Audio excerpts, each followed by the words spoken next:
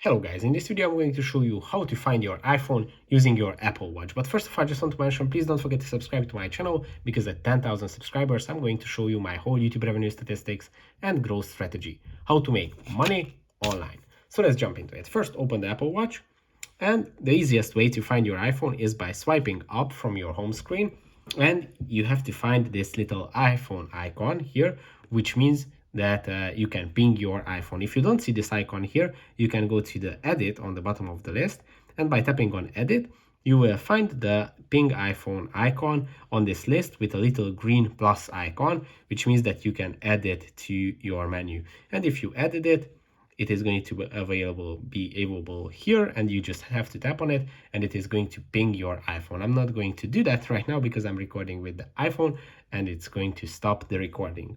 You have another choice to do this. You can go to the Find My System in your menu, and you can find any of your devices or your even your AirTags. As you can see, I can ping my AirTag. Here is my backpack AirTag that I use for my backpack, and if I tap on it, it is going to show the address, and I can even ping it from here, as you can see. So that's pretty much it for this video. I hope it was helpful for you. If it was, please consider subscribing, and see you in the next one. Bye bye.